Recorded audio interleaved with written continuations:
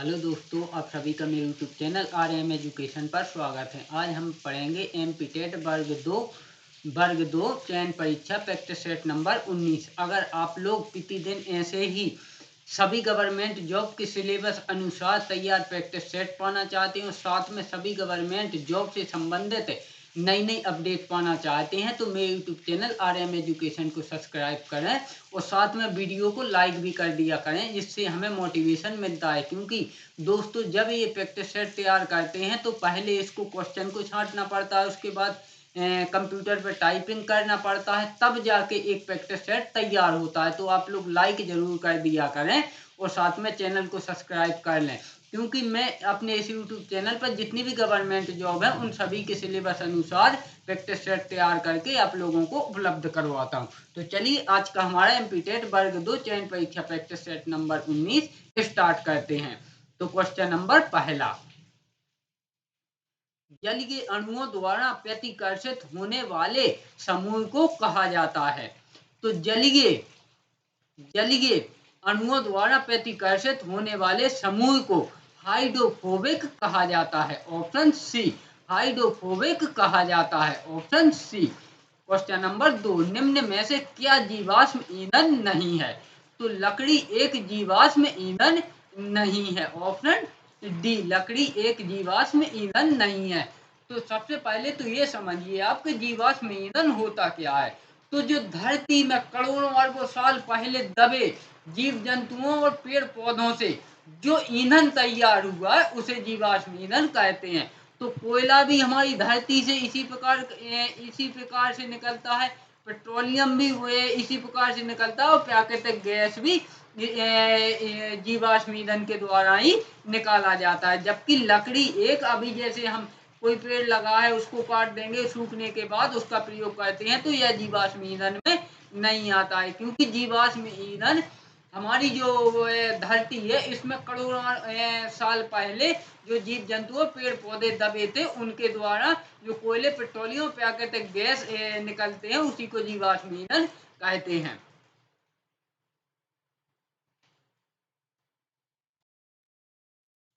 अब देखते हैं क्वेश्चन नंबर 4, निम्न में से कौन समान त्वरित गति का समीकरण नहीं है? तो इसमें v माइनस यू बराबर ए प्लस टी, टी समान त्वरित गति का समीकरण नहीं है। Option A, v minus you बराबर ए प्लस टी, ये समान त्वरित गति का समीकरण नहीं है।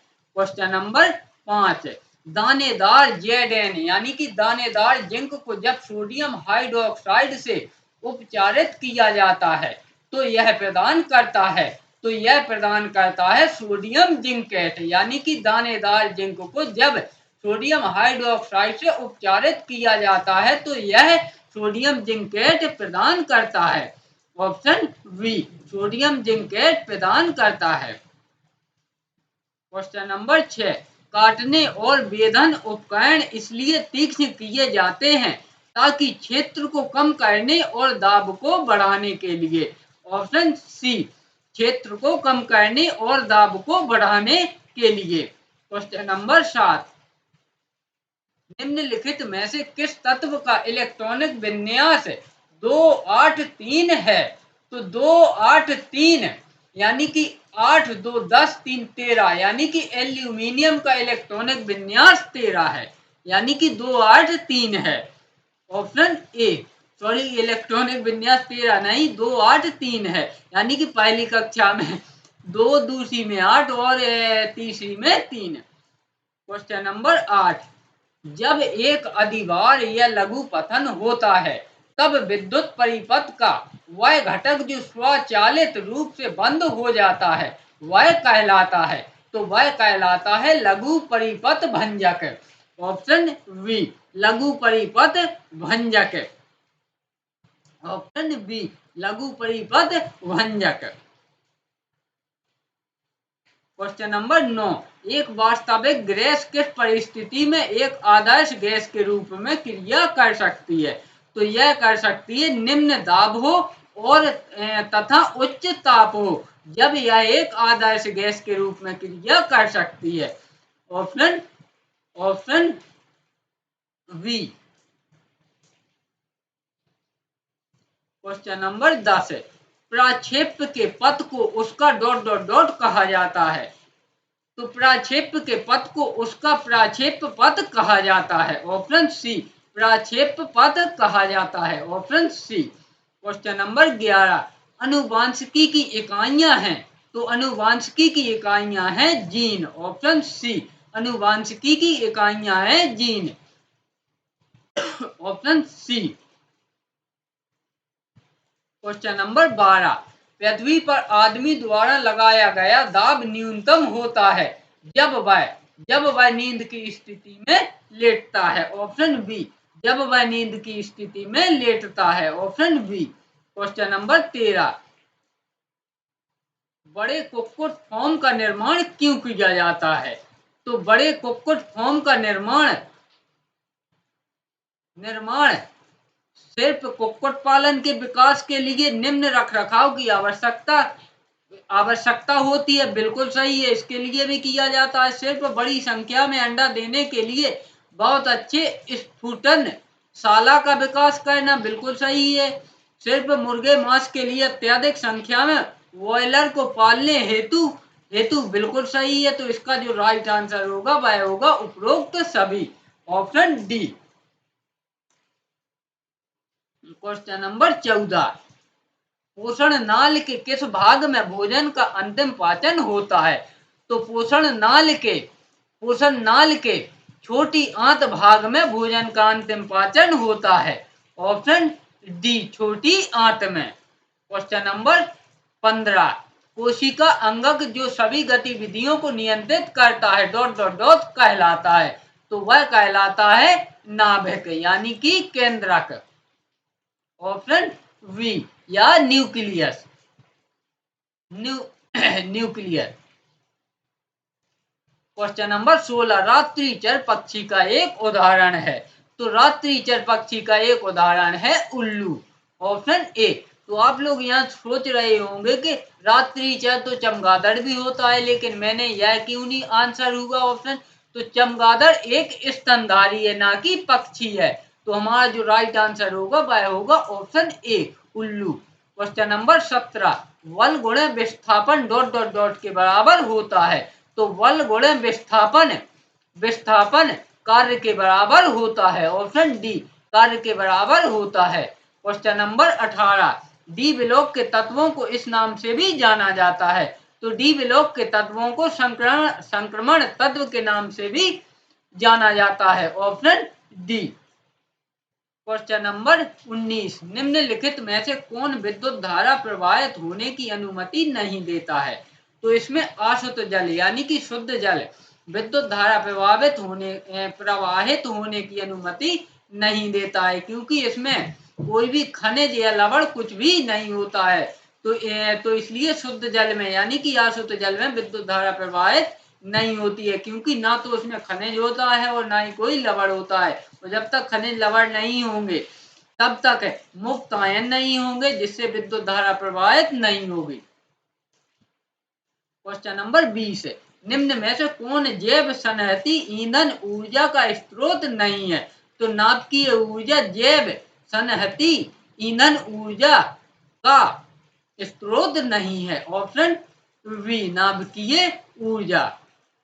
क्वेश्चन नंबर 21, किलोवाट घंटा निम्न की इकाई है। तो किलोवाट घंटा विद्युत ऊर्जा की इकाई है। ऑप्शन सी विद्युत ऊर्जा की इकाई है।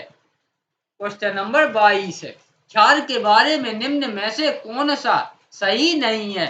तो जलीय माध्यम तरल अवस्था में OH- का निर्माण करते हैं। बिल्कुल सही है, क्योंकि जो क्षार होते हैं वह OH आयन का निर्माण करते हैं। क्वेश्चन नंबर ऑप्शन बी स्वाद में कड़वे होते हैं। बिल्कुल क्षार स्वाद में कड़वे होते हैं।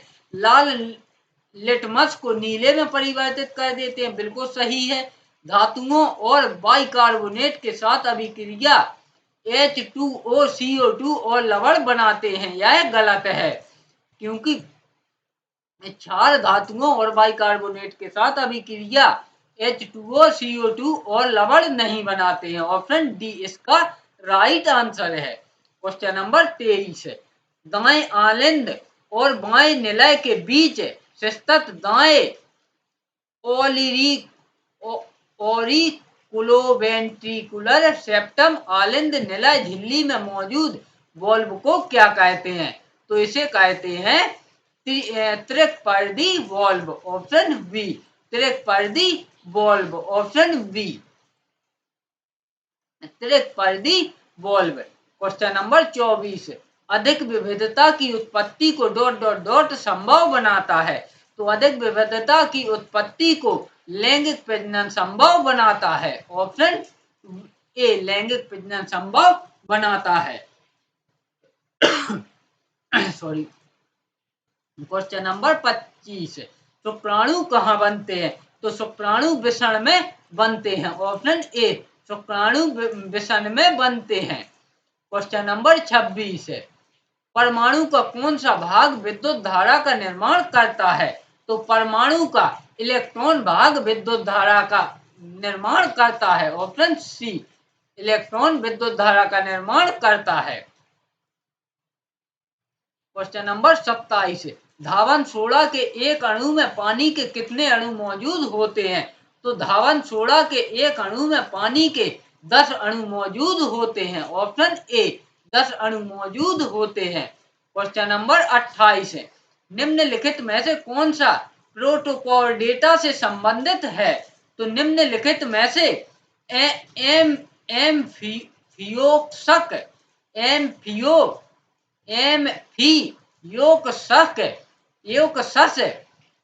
प्रोटोकॉल डेटा से संबंधित है, option A, amphioxus, option A, amphioxus. Question number 29, किसी पदार्थ को एक अवस्था से दूसरी अवस्था में कैसे परिवर्तित किया जा सकता है? तो किसी पदार्थ को एक अवस्था से दूसरी अवस्था में ऊष्मीय ऊर्जा को अवशोषित कर और विकिरित कर परिवर्तित किया जा सकता है, ऑप्शन सी, ऊष्मीय ऊर्जा को अवशोषित और वितरित कर।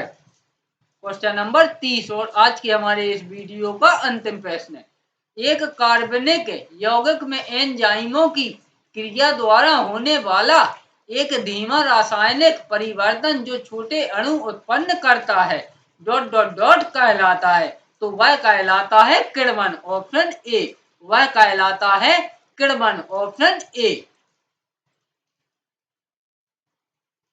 इस प्रकार हमने माध्यमिक शिक्षक वर्ग 2 की चयन परीक्षा का प्रैक्टिस सेट नंबर 19 कंप्लीट किया। अगर आप लोग सभी गवर्नमेंट जॉब के इसी प्रकार से सिलेबस अनुसार तैयार प्रैक्टिस सेट पाना चाहते हो, साथ में सभी गवर्नमेंट जॉब की नई नई अपडेट पाना चाहते हैं, तो मेरे यूट्यूब चैनल RM एजुकेशन को सब्सक्राइब कर लें और साथ में बेल नोटिफिकेशन को ऑल पर क्लिक कर लें, जिससे मैं जितने भी वीडियो डालूं उसका सीधा नोटिफिकेशन आप तक पहुंच सके और आप कोई भी वीडियो मिस न कर सके। वीडियो में अंत तक बने रहने के लिए धन्यवाद।